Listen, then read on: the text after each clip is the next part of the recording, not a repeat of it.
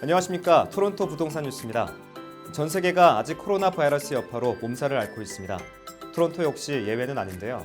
하루빨리 예전의 일상으로 돌아가길 바라면서 부동산 시장엔 또 어떤 변화들이 찾아왔는지 함께 살펴보겠습니다.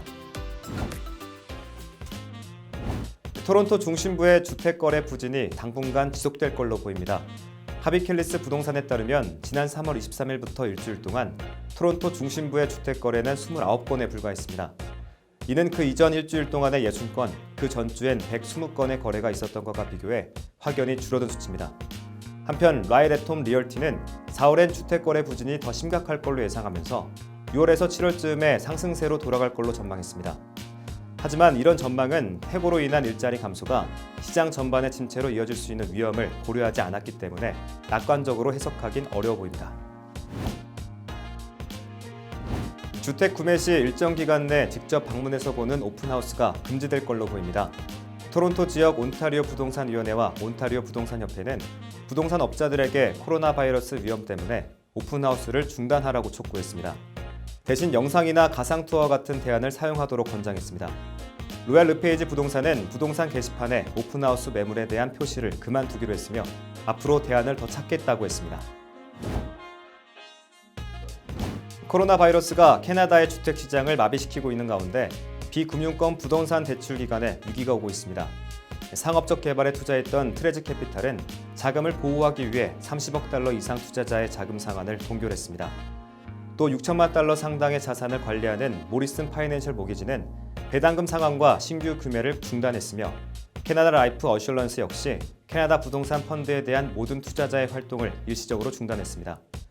모리슨 파이낸셜은 캐나다 부동산 시장이 거의 폐쇄되고 있으며 같은 종류 기업들이 한 배에 타고 있는 상황이라 이 같은 조치를 강제적으로라도 시행하고 있다고 밝혔습니다.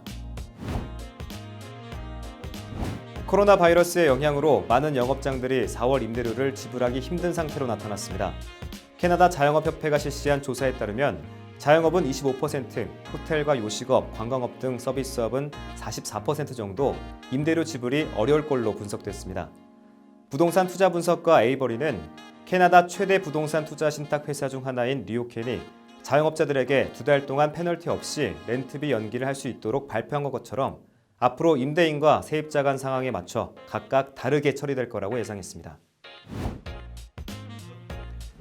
코로나 바이러스로 인한 담보대출금 연기가 신용점수에 영향을 줄 수 있는 걸로 나타났습니다. 더 크레딧 게임 저자 리차드 막슬리는 코로나 바이러스로 인한 실직으로 모기지 상환을 연기할 때 정부가 은행 신용점수에 영향을 미치지 않을 거라고 했지만 모기지 업체에서 소비자 신용기관인 에코팩스로 보고할 때 지연 결제로 표시될 수 있다고 밝혔습니다. 지연된 데이터의 대부분이 자동으로 생성돼 이런 일이 발생하며 에코팩스의 즉각적인 요청에도 불구하고 조정되지 않은 걸로 알려졌습니다.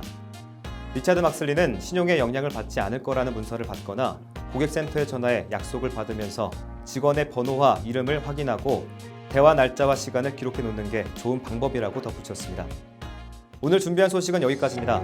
토론토뿐 아니라 전 세계가 따스한 봄바람을 함께 맞이할 수 있길 바라고요. 저는 다음 주 이 시간 좀 더 다양한 소식을 들고 돌아오겠습니다. 고맙습니다.